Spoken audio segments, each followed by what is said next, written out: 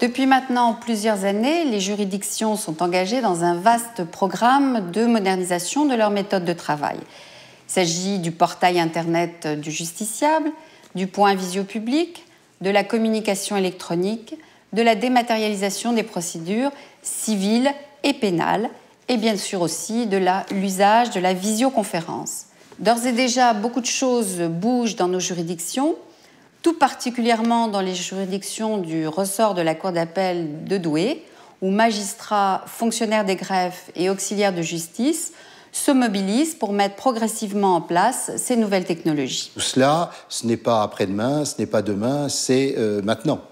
La signature électronique qui permet d'authentifier les procédures de la même manière qu'une signature manuscrite eh bien, sera expérimentée en 2011, de même que les échanges interactifs avec les partenaires de l'institution judiciaire, qui consistent notamment pour les enquêteurs transmettre leurs procédures par voie dématérialisée. Tout cela pour des généralisations, dans un cas comme dans l'autre, en 2012. Un portail grand public d'accès à la justice est désormais disponible sur le site internet du ministère de la Justice. Le premier objectif est de permettre au grand public d'effectuer des démarches de façon dématérialisée auprès de la justice, d'en suivre le déroulement dans le respect de la sécurité, de l'efficacité, de la qualité et du droit. Les bénéfices attendus sont d'abord d'accroître la qualité de service pour le justiciable, ensuite de faciliter le traitement des démarches pour les juridictions. Mais le souci a également porté sur la nécessité de ne pas exclure les citoyens qui n'ont pas accès à Internet. L'expérience en cours à la Maison de justice et du droit de Lens va dans ce sens. Une copie d'acte de décision de justice par Internet. Il y a un certain nombre de démarches qu'il est possible de faire qui sont encore limitées, mais c'est quelque chose qui va se développer. Ces démarches, elles sont faites directement sur le site du ministère de la Justice et elles vont être, le message va partir sur la juridiction territorialement compétente. Il y a des justiciables qui ont des difficultés pour accéder à la justice et c'est pour ce public qu'ont été créées les maisons de la justice et du droit.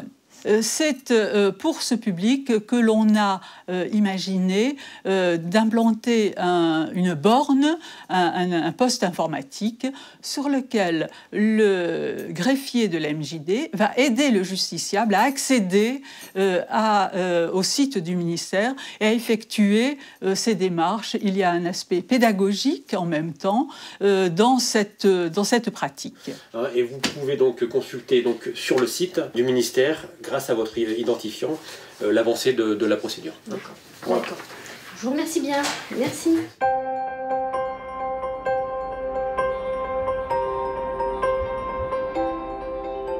Le domaine pénal, essentiellement d'ailleurs la chaîne pénale, est concerné à double titre par les nouvelles technologies.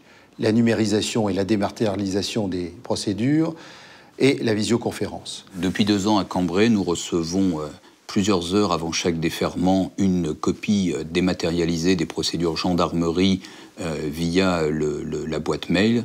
Cette pratique nous permet d'avoir connaissance très rapidement de la procédure et de pouvoir éventuellement la faire compléter avant le déferrement. Cela nous permet aussi de l'envoyer à la collègue qui va présider la comparution immédiate pour qu'elle puisse déjà prendre connaissance de cette procédure. Cela permet donc pour le président d'audience de prendre connaissance au plus vite dans la journée des principaux procès-verbaux, des auditions, voire des confrontations ou voire du PV de synthèse. Cela permet donc de connaître le dossier bien avant son arrivée, je dirais, concrète au tribunal. Nous l'envoyons également à l'avocat de permanence qui va pouvoir mieux organiser la défense de son client l'après-midi. C'est quelque chose de véritablement novateur pour nous parce que c'est une facilité de travail qui est extrêmement importante. Il faut savoir que les PV nous arrivent directement via le RPVA sur nos ordinateurs, dans nos cabinets, ce qui nous permet, sans être présent forcément au tribunal, de commencer à travailler les dossiers.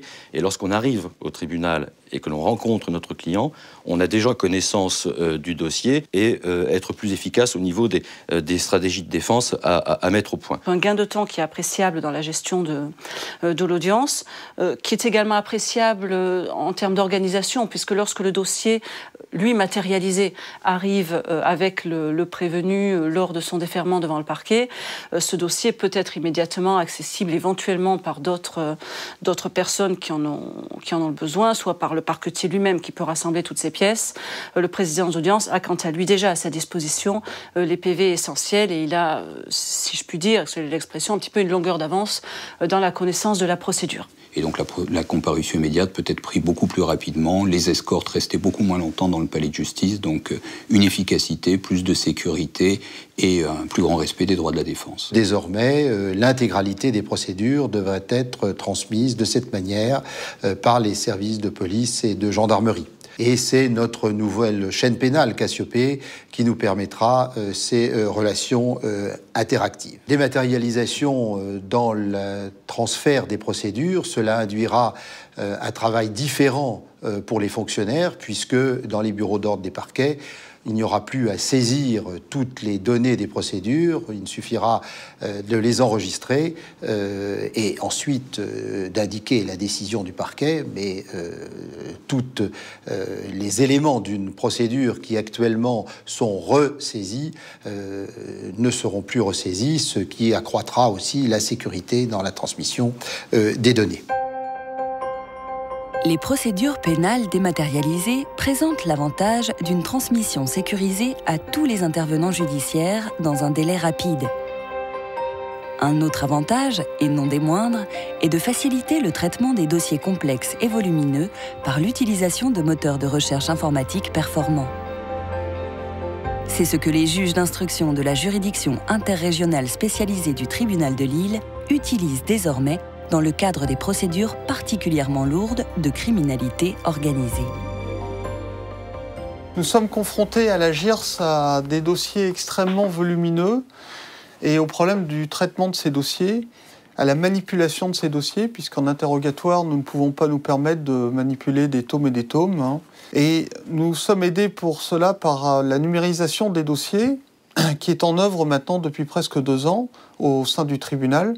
Et nous en sommes venus à la numérisation code par code, ce qui permet en interrogatoire, mais aussi pour les avocats ou pour le président d'audience ou même pour le procureur à l'audience, de pouvoir très rapidement se reporter à une cote du dossier et de pouvoir aller directement à la source de l'information. Comme vous pouvez le constater, le logiciel liste automatiquement toutes les cotes du dossier. Et il suffit, dans la colonne de droite, d'indiquer sommairement la nature de l'acte en question. On clique ensuite sur la cote et cela l'affiche immédiatement sur l'écran. Cette technique représente pour nous un énorme gain de temps. Elle nécessite toutefois du matériel approprié. Comme vous pouvez le constater, là nous sommes équipés de double écran, ce qui nous permet d'avoir à l'écran à la fois l'inventaire de toutes les cotes numérisées du dossier et aussi l'affichage de la cote numérisée que l'on a souhaité afficher. Une autre utilisation de nouvelles technologies, c'est bien entendu la visioconférence qui permet de dialoguer à distance. Ce procédé est utilisé régulièrement dans les cours d'assises. Certaines juridictions du ressort pratiquent également la visioconférence pour les prolongations de détention provisoire. La cour d'assises utilise de plus en plus fréquemment, environ dans 15% des affaires actuellement, notamment pour l'audition des témoins et des experts. Cela leur évite essentiellement de longs déplacements qui sont coûteux et surtout chronophages. Mais cela nécessite une très grande disponibilité des fonctionnaires des différents greffes, une bonne coordination, pas toujours facile à mettre en place entre le témoin, la juridiction qui reçoit la personne entendue et la cour d'assises. Alors l'audition par ce procédé de personnes notamment qui ne se déplaceraient pas permet le respect de l'oralité des débats, le respect du contradictoire et surtout le respect des droits de la défense.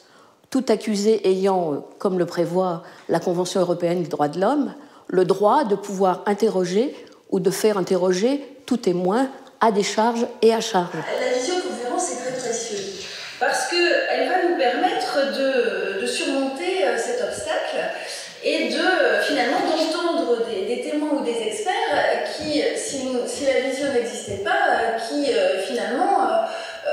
dont on aurait lu les dépositions et qui n'auraient pas été au moins visuellement présents à la cour d'assises. Je me souviens aussi d'une ex-compagne d'un accusé qui était terrorisée à l'idée d'être de nouveau en présence de son conjoint et qu'on avait pu ainsi rassurer et mettre de la distance en quelque sorte entre elle-même et son compagnon. Le dispositif de la visioconférence en matière de prolongation éventuelle de la détention par le juge des libertés et de la détention est un dispositif par lequel la personne mise en examen est entendue à distance sur son lieu de détention, le juge des libertés et de la détention ainsi que son greffier étant eux-mêmes dans les locaux de la juridiction. Cette utilisation de la visioconférence a deux intérêts. Un intérêt, je dirais, en termes économiques, ce qui évite le déferrement de la personne si elle est éloignée de la juridiction.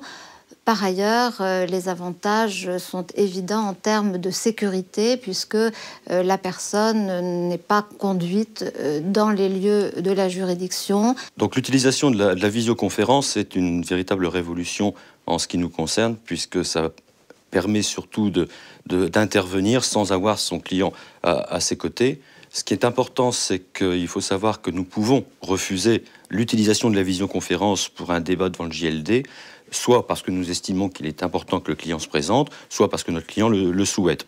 On pourrait évidemment reprocher, notamment en ce qui concerne la visioconférence, une certaine déshumanisation du fait que l'on ne rencontre pas le client. Ceci étant, rien ne nous empêche préalablement d'aller rencontrer ce client à la maison d'arrêt pour discuter avec lui. Et nous avons effectivement la possibilité, par visioconférence préalablement, d'avoir un entretien strictement confidentiel, d'ailleurs dans cette pièce, avec lui, et de pouvoir nous entretenir en toute tranquillité.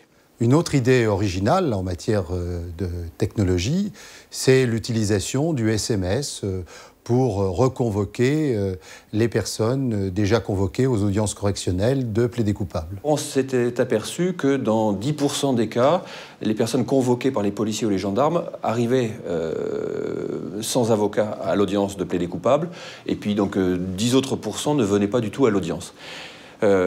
Pour éviter ces échecs donc des procédures donc de plaider coupable, nous avons eu l'idée de mettre en place un système de reconvocation des prévenus par SMS. C'est un système qui donne plutôt de bons résultats, qui permet donc d'améliorer le taux de présence donc des gens aux audiences. Et si les gens sont plus présents, ils sont jugés plus rapidement, ce qui est quand même un objectif de la justice, donc de juger rapidement et correctement les gens. Ils sont jugés plus rapidement, ça évite aussi des manipulation de dossiers, des reconvocations, donc si les gens ne sont pas présents, la justice est plus efficace, la justice est gagnante, et les gens sont plutôt satisfaits du dispositif SMS.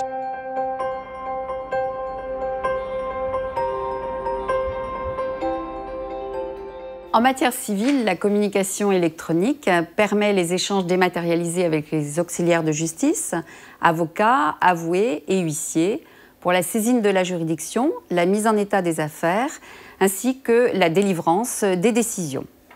Plusieurs juridictions et barreaux du ressort ont été pionniers en la matière, et depuis le 1er janvier de cette année 2011, les 10 tribunaux de grande instance du Nord et du Pas-de-Calais ont généralisé cette pratique.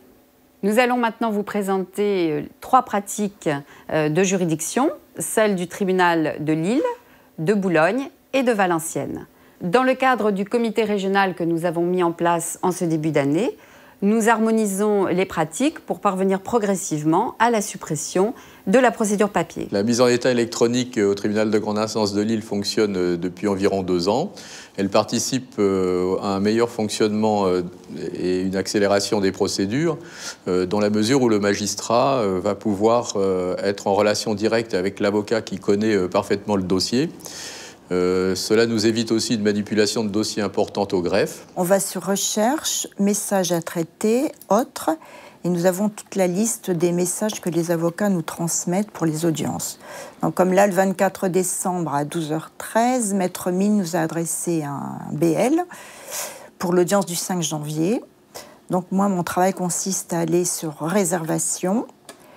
Je me coche ici bulletin de liaison de mise en état, OK. Et nous avons le message que le Maître Mine nous transmet. Ce message va aller s'intégrer dans le dossier et le jour de la mise en état, on pourra le lire pour indiquer, savoir ce qu'il demande, s'il demande un renvoi ou s'il dépose des conclusions. Donc nous allons améliorer encore ce système de mise en état électronique pour y intégrer des contrats de procédure, c'est-à-dire permettre, dès le départ du dossier, une fixation de différents délais, la fixation de la date de l'audience, etc., et qui pourra être donc traitée de manière électronique. Elle a permis aussi d'avoir les pièces des avocats en direct par cette voie électronique et donc permet au juge de connaître son dossier avant l'audience et de demander éventuellement à une partie de s'expliquer sur tel ou tel point. Ici, à Boulogne, nous avons souhaité que la mise en œuvre de cet outil moderne, la communication électronique, ne conduise pas à déshumaniser la relation, le travail au quotidien entre le tribunal et le barreau d'une part, et entre juges et greffiers d'autre part. C'est pourquoi nous avons maintenu le principe de cette conférence des premiers appels où le président de la Chambre réunit les avocats pour évoquer avec eux les dossiers nouveaux. Et nous avons également maintenu, en ce qui concerne la mise en état classique des dossiers, un travail en commun, ensemble, du juge et de son greffier, chaque mois à l'audience de mise en état prévue. Donc le RPV a été un excellent outil de communication entre les différents partenaires judiciaires, mais ne doit pas être non plus le vecteur d'une précipitation dans la gestion des dossiers qui, le cas échéant, rendrait la justice peut-être moins proche de ses justiciables. Et c'est une façon de travailler qui est très intéressante parce qu'à l'occasion des messages, on apprend des choses dans la gestion du dossier qu'on n'apprenait pas dans la mise en état physique expresso, où on prenait 300 dossiers en 2 heures, et où finalement c'était des délais à toute vitesse, et il y avait un faux dialogue. Alors que là, dans le message, l'avocat va expliquer les difficultés qu'il a. Pourquoi un jour, il faut assigner quelqu'un à l'étranger, ou bien il faut trouver un acte à la conservation des hypothèques de Trucmuche, ou bien il faut... Bref, toutes les difficultés pratiques que l'avocat va avoir lieu, et même parfois l'avocat va dire crûment « je suis débordé, je ne peux pas tenir vos délais, je vous demande un délai complémentaire ». Donc c'est à travers ces échanges, on essaie de créer quelque chose de souple qui permet de répondre aux besoins des uns et des autres. Et on arrive à avoir des réponses extrêmement rapides et très efficaces à nos sollicitations.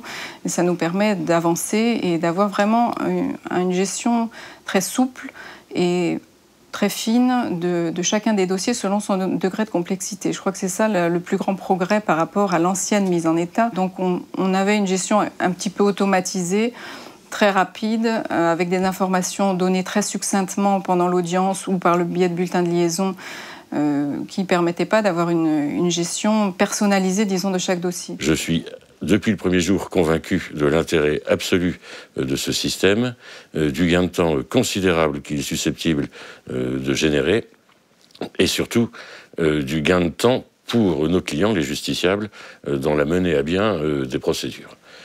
On évite quantité d'audience, on évite énormément d'échanges et de plus en plus d'échanges papier.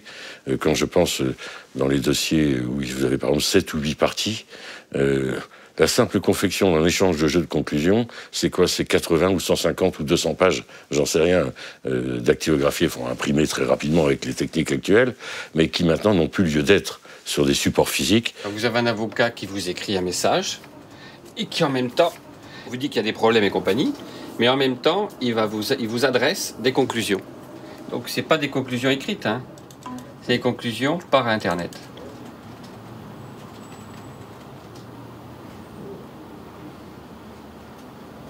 Et les voilà. Donc c'est quand même très commode. Ça veut dire que l'avocat en question, il a communiqué par intranet les conclusions d'incident aux autres, Et en même temps, il a communiqué les conclusions d'incident au juge de mise en état, qui fait que maintenant, le juge de mise en état va immédiatement fixer une date d'audience pour qu'on plaide cet incident de mise en état. On s'est mis d'accord avec les avocats pour qu'il y ait des audiences de dépôt de dossier à la mise en état. Et donc, ce système est très performant, puisqu'on a à peu près 2/3 des affaires de divorce qui sont déposées de cette manière et 1/3 des affaires générales qui sont déposées de cette manière. Pourquoi? Ça fait donc que les audiences prévues pour les audiences de plaidoirie normales, qui ne sont pas des audiences virtuelles de dépôt de dossier à mise en état, ces audiences n'auraient normalement que des dossiers qui méritent vraiment d'être plaidés par les avocats. Ça nous permet une audience extrêmement rapide. Et à ce jour, nous sommes le 15 décembre, il n'y a d'affaires prévues à des audiences avec des avocats que pour le mois de janvier. Il n'y a pas de dossier prévu pour le mois de février. Mais il est certain que donc c'est à la fois un circuit court pour la mise en état, lorsqu'il n'y a pas d'avocat qu'à constituer en tant que défendeur, mais c'est aussi un circuit court pour l'audiencement. Et c'est ça qui est un peu l'originalité de Valenciennes. La deuxième chose aussi qu'on a tenu, c'est de faire un système où on ait une mise en état presque permanente. C'est-à-dire que si un avocat a un délai, par exemple, à conclure à 6 semaines, mais que l'avocat a conclu au bout d'1 semaine, le dossier, on ne va pas attendre 6 semaines, mais on va le reprendre au bout d'1 semaine, et on va à ce moment-là donner un délai à l'autre. On va gagner comme ça, avec ce système de mise en état dite permanente, des semaines et des mois de procédure. Mais ce système est très exigeant pour le greffe, très exigeant pour le juge en mise en état, exigeant également pour les avocats. Le travail des secrétaires a quand même beaucoup changé. Il faut être plus rigoureuse et plus stricte au niveau de la gestion des dossiers, puisque dès qu'on reçoit un message, il faut le consulter, le rattacher au dossier, éventuellement le remettre à l'avocat si besoin est. Après, il faut informer le greffe de tout événement qui pourrait intervenir au niveau du dossier. Nous, maintenant, nos dossiers ne sont plus du tout classés. Et en fait, ils sont classés par audience. Donc c'est vrai que ça demande quand même une gestion particulière et un peu plus de travail au niveau du secrétariat. On va y arriver à l'image de ce que nous ouvrons là maintenant, c'est-à-dire la communication électronique dans les procédures de référé. Et concrètement, la spécificité du module référé réside dans le fait que c'est l'avocat qui enrôle, cette fois, et c'est l'avocat qui va saisir les données d'état civil des justiciables dans les disques durs du greffe. Donc c'est une saisie unique, alors qu'avant on avait une saisie dans le cabinet de l'avocat, puis une autre saisie au niveau du greffe, puis une troisième saisie au niveau du jugement. L'idée, c'est d'avoir une saisie unique. Et voilà. Et je pense que cela schématise assez bien les économies de tâches qu'on peut réaliser au moyen de la communication électronique et d'une communication électronique cohérente d'un bout à l'autre de la chaîne. Alors pour le greffe, il est évident que ça apporte un plus de recevoir l'assignation référée via la communication électronique, car cela nous permet de gagner beaucoup de temps. Les avocats indiquent dans leur projet d'assignation et sur leur mail les coordonnées de chaque partie que nous récupérons, donc c'est un gain de temps pour le greffe. Et également pour l'avocat, il n'a plus éventuellement à se déplacer par la suite au greffe pour déposer son compte original lorsque celui-ci est envoyé directement par la communication électronique. C'est évident que c'est un avantage. C'est une procédure qui peut faire éventuellement peur, que ce soit pour le greffe ou pour les avocats, mais c'est juste une question d'habitude et ensuite on arrive très bien à gérer l'outil informatique sans problème. Et donc ce boîtier de sécurité qui sert à crypter effectivement la communication électronique entre le cabinet d'avocats et la juridiction fait également office de firewall puissant qui protège les serveurs du cabinet d'avocats, de sorte que le secret professionnel de notre profession puisse être constamment garanti dans la communication électronique.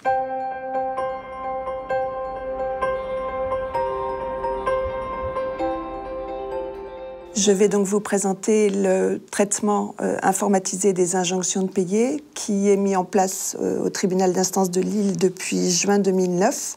Je précise que les requêtes en injonction de payer sont des procédures non contradictoires, c'est-à-dire où le magistrat statut au vu de la seule requête et des pièces qui y sont jointes. Donc je clique sur le numéro de l'IP, j'arrive sur un écran général donc, qui reprend les informations qui ont été rentrées par Monsieur Martin.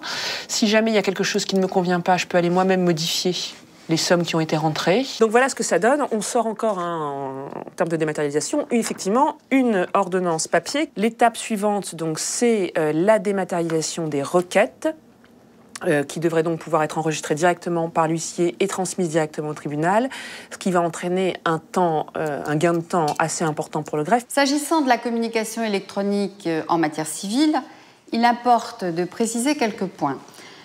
La prochaine version qui va être implantée dans les juridictions va permettre l'échange des données structurées, c'est-à-dire que chacun des partenaires enregistrera dans la chaîne de l'autre directement les données, évitant ainsi les ressaisies de ces données. Deuxième élément, l'introduction de la signature électronique nous permettra d'avoir un processus abouti, évitant là encore des allers-retours entre la procédure papier et la procédure dématérialisée. Il importe aujourd'hui que le juge s'investisse dès ce stade de la mise en état pour travailler dès ce stade sur le fond des affaires et pouvoir ainsi mieux orienter les affaires, accélérer certaines procédures et permettre un traitement plus rapide et de meilleure qualité de nos procédures. Enfin, il faut ajouter que les déclarations d'appel électroniques vont devenir obligatoires dans le courant de cette année 2011. Une expérimentation relative à la communication électronique a été menée au sein de la chambre sociale de la Cour d'appel de Douai au cours de l'année écoulée. Elle s'est révélée extrêmement positive.